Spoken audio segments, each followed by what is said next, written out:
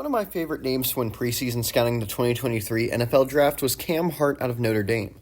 But after a down year, Hart slid down draft boards and ultimately chose to stay another year. Now he's ready to declare, but has he reached his preseason heights of hype? Find out in this 2-minute drill.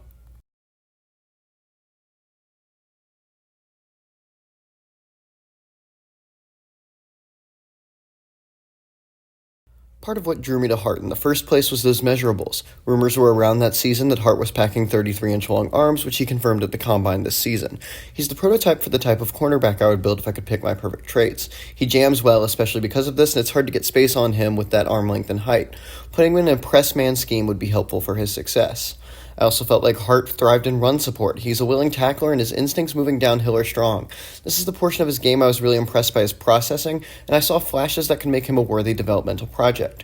Hart finds a good lane and wraps up well with his long arms and is able to lay hard hits as well. I wouldn't put him at safety personally, but if he needed to fill a similar skill set, he would be successful. For me, it's effort and game-to-game consistency that are worrying me about Cam Hart. He had games where it felt like he was the best player on the field, but other times he would just refuse to engage at the catch point in man coverage and completely miss his zone assignments. He also seems unwilling in recovery situations to catch up and make plays. You never know if you're getting the best game you can out of Hart till he's on the field. He needs to become more consistent before he gets meaningful reps at an NFL level.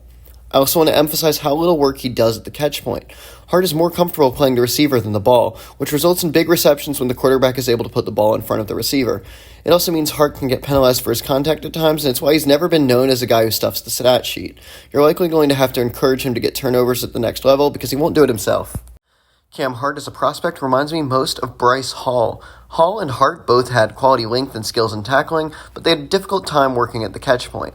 Bryce Hall has held starting jobs throughout his career, but has never been a top-end name. Without development, Hart's prototype body might just end up another name on the depth chart. Hart is worth a shot on early day 3, but ultimately he just isn't consistent enough in the areas where it counts for me to ever be fully confident he'll be a starter. He projects as a guy you'll have to develop over time and could be a starter eventually, but not day 1.